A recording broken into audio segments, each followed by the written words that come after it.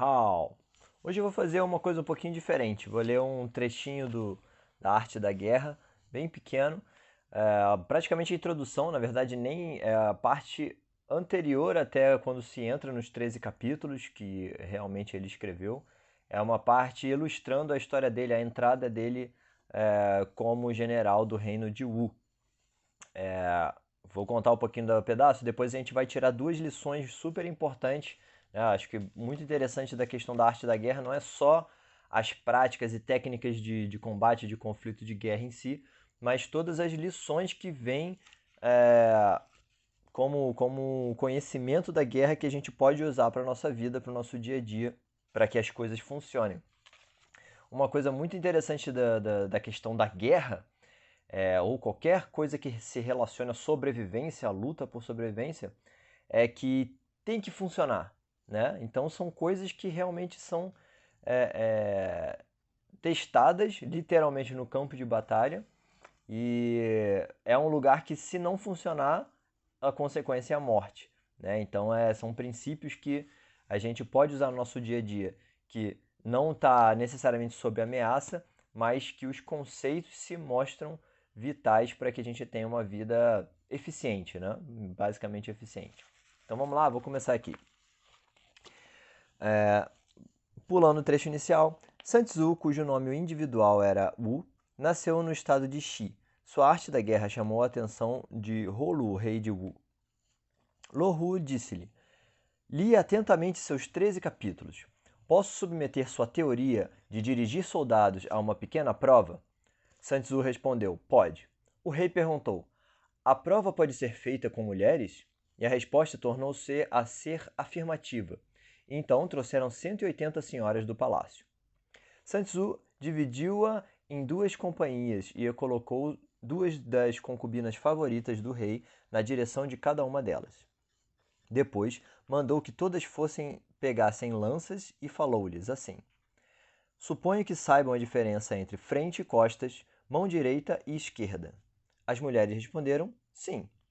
Sun Tzu prosseguiu: quando eu disser sentido, tem de olhar diretamente para frente. Quando eu disser esquerda volver, tem de se virar para a mão esquerda. Quando eu disser direita volver, precisam virar-se para a sua mão direita. Quando eu disser meia volta volver, vocês têm que virar-se de costas. As moças tornaram a concordar, e tendo explicado as palavras de comando, ele colocou as alabardas e achas d'arma em forma para começar a manobra. Então, ao som dos tambores, deu a ordem: direita a volver. Mas as moças apenas caíram na risada. Sun Tzu disse paciente: se as ordens de comando não foram bastante claras, se não foram totalmente compreendidas, então a culpa é do general, ou seja, dele. Assim, recomeçou a manobra e desta vez deu a ordem: esquerda volver. Ao que as moças quase se arrebentaram de tanto rir. Então ele disse: se as ordens de comando não forem claras e precisas, e se não forem inteiramente compreendidas, a culpa é do general. Porém, se as ordens são claras e os soldados, apesar disso, desobedecem, então a culpa é dos seus oficiais. Dito isso, ordenou que as comandantes das duas companhias fossem decapitadas. Ora, o rei de Wu estava olhando do alto de um pavilhão elevado e, quando viu sua concubina predileta a ponto de ser executada, ficou muito assustado e mandou imediatamente a seguinte mensagem: estamos nesse momento muito contentes com a capacidade do nosso general de dirigir as tropas. Se formos privados dessas duas concubinas, nossa comida e bebida perderão o sabor. É nosso desejo que elas não sejam decapitadas. Sun Tzu retrucou, ainda mais paciente: tendo recebido anteriormente de Vossa Majestade a missão de ser o general de suas forças, há certas ordens de Vossa Majestade que, em virtude daquela função, não posso aceitar. Consequentemente, e imediatamente, mandou decapitar as duas comandantes, colocando prontamente em seu lugar as duas seguintes. Isso feito, O tambor tocou mais uma vez para o novo exército. As moças executaram todas as ordens, virando para a direita ou esquerda, marchando para frente, fazendo meia volta, ajoelhando-se ou parando, com precisão e rapidez perfeitas, não se arriscando a emitir um som. Então, Sun Tzu enviou uma mensagem ao rei dizendo: Os soldados, senhor, estão agora devidamente disciplinados e treinados, prontos para a inspeção de Vossa Majestade. Podem ser utilizados como seu soberano o desejar. Mande-os atravessar fogo e água, e agora não desobedecerão. Mas o rei retrucou: Que o general pare o exército e volte ao acampamento. Quanto a nós, não desejamos descer e passar os soldados em revista. Respondendo, Sun Tzu disse, calmo: O rei apenas gosta muito de palavras e não sabe transformá-las em atos. Depois disso, o rei de Wu viu que Sun Tzu sabia como comandar um exército e nomeou-o general. A oeste, Sun Tzu derrotou o estado de Shu e abriu caminho para Ying, a capital. Ao norte, aterrorizou os estados de Qi e Xin e estendeu sua fama até os príncipes feudais. E Sun Tzu partilhou o poder do reino. Né, para quem não sabe um pouco da história, o reino que o Sun Tzu defendia, no caso, ele estava em grande desvantagem numérica, e eles tiveram que superar, né, absurdamente o inimigo através de várias técnicas e estratégias que fizessem com que eles conseguissem ser superiores, mesmo estando numericamente inferiores. Agora, sim, só uma pausa rápida. A primeira vez que eu li isso, deu aquele afastamento, né? Aquele nojinho, digamos assim, né? Porque assim, caraca, que tirano, né? Que absurdo. Ele vai e decapita as mulheres assim, sem nem pensar, né? Aí as mulheres, ou as outras, obedeceram, obviamente, por causa do medo ali de terem também as suas cabeças decapitadas, né? Elas viram que realmente tinha um perigo, né? E para o nosso dia a dia, né? Para o nosso, principalmente, momentos pacíficos, é óbvio que a gente não vai levar as coisas a essas consequências, mas por outro lado, existem mensagens, existem princípios que é importante que a gente se conecte, porque quando tem essa questão relacionada à guerra, né, como eu falei inicialmente, a sobrevivência, ela impõe certas atitudes, um nível de calma e de rigidez, às vezes, muito grandes, porque às vezes o que vai estar em risco é muito maior do que você vai estar se desfazendo ali. No caso, né, pode ter sido extremo o fato, não, né?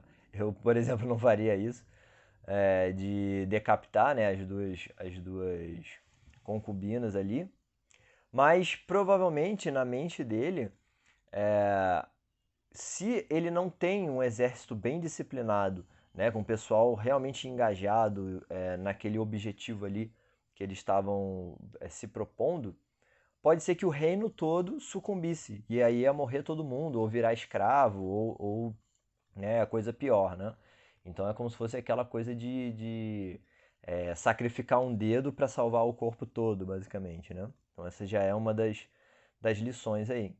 Duas questões interessantes, né? Duas lições aí que pelo menos eu capto de interessante, né? Tirando de lado toda a questão da violência, da tirania, né? Uma principal é a questão dos erros, das consequências dos erros ou das consequências de atos que sejam desagradáveis ou negativos de alguma forma, né? Então você vê, por exemplo, no início, o Sun Tzu ele dá as ordens e as mulheres caem na gargalhada, zoam ele, etc, né? E quando elas fazem isso, não tem consequência desagradável nenhuma, consequência negativa nenhuma. Quando ele impõe uma consequência negativa, ou seja, elas veem que, caraca, nesse caso específico, desobedecer vai ser cabeça rolando, né? Bum. Então a consequência negativa, ela faz com que você tipo se foque, né, dome o seu corpo, digamos assim, para ter a atitude correta, digamos assim, né? Quando a gente transporta isso para o nosso dia a dia, às vezes é importante a gente ter esse foco de encarar, primeiramente, ter a coragem de encarar as consequências negativas, ter essa visão das consequências, né, negativas, desagradáveis, e que isso nos sirva de memória, né, e de foco para que a gente faça o que vai funcionar, o que é correto, né, a atitude que é necessária naquele momento. Então, uma das questões assim que eu vejo que dificulta um pouco esse processo, né, é quando a gente quer meio que se afastar do feedback, ou seja, das coisas que são desagradáveis, mas que estão nos dando uma resposta negativa, no sentido, por exemplo, digamos que você dormiu mal pra caramba por vários dias seguidos, e aí você precisa estar com energia para trabalhar, né? Seu corpo está dando um feedback ali de caraca, você fez bobagem, não era para ter dormido mal esses 3 dias. E aí muitas vezes o que a gente pensa é o quê? Pô, o que que eu posso tomar aqui, né? De repente uma substância que te dê mais energia para que você possa fazer aquilo ali, né? E isso acaba não te deixando a memória do que foi desagradável, né? Ou seja, de cuidar do seu momento correto de dormir, de ter a sua energia ali para poder trabalhar bem. Outro exemplo, né? Final de ano, você vai comer pra caramba, vai ficar cheio de azia, cheio de comida, e aí você faz o quê? Toma uma pílula lá que ela vai fazer com que você se, se, se sinta bem logo e daqui a pouco você já pode comer de novo, né? Ou seja, você está apagando a consequência negativa, a consequência desagradável de um erro que foi comer demais. E aí, quando você não tem essa memória da consequência negativa, da consequência desagradável, é muito mais difícil você ter a disciplina, né? Justamente, não tem aquela memória firme, você ter a disciplina de tomar a atitude correta, que seria não comer demais, né? Fica mais difícil. Então, a primeira dica é justamente essa: antever ou se lembrar, encarar principalmente as consequências negativas e desagradáveis para saber realmente qual é a atitude correta, né? Se disciplinar para ter a atitude que vai ser eficiente, né? Para que você evite aquela consequência desagradável ali. A outra questão, se a gente observar, é que o rei ele está acima do general, é ele que nomeia, é ele que manda ali, né? Mas mesmo assim, o Sun Tzu ele não se rebaixou, digamos assim, né? Se deixou que o rei passasse por cima da autoridade dele como general para dar uma ordem para o exército. Então, o que isso quer dizer? O Sun Tzu ele tem uma noção de território muito bem construída. Apesar de terem hierarquicamente pessoas com posições acima, né, o que ele diz é o seguinte: uma vez que você me nomeou, tá comandando isso aqui, né? Quem está comandando isso aqui sou eu. Eu posso escutar o que você tem a dizer, mas o comando que quem tem que dar para essa região aqui que faz parte do meu território sou eu, né? Então a ideia é esse estabelecimento firme do, do, do que ele, como especialista daquela área, tem a noção de que vai funcionar ou não. Porque senão realmente vira bagunça. Primeiro, ele iria perder a autoridade dele com relação aos comandados, digamos assim, né? No caso as concubinas lá, as senhoras do palácio, que, né, é uma tradução do que seria o exército dele, né? Ele perderia aquela autoridade dele e os próprios comandados eles ficariam mais confusos, né? Porque se tem alguém acima, então ele pode não vai recorrer a ele, vai recorrer a quem está acima, que é o rei. E aí vai ficar aquela confusão do que é o correto, de qual é a diretriz ali certa do comportamento que todo mundo precisa ter para que aquilo seja funcional. Um exército ele precisa que todo mundo esteja alinhado na mesma ideia para poder lutar e defender o país, né? Então é justamente essa noção de que, apesar de terem hierarquias, né, é importante que você, dentro de um corpo, entenda onde é que é a sua área de atuação e saiba que dentro de certo ponto é você que comanda ali, né?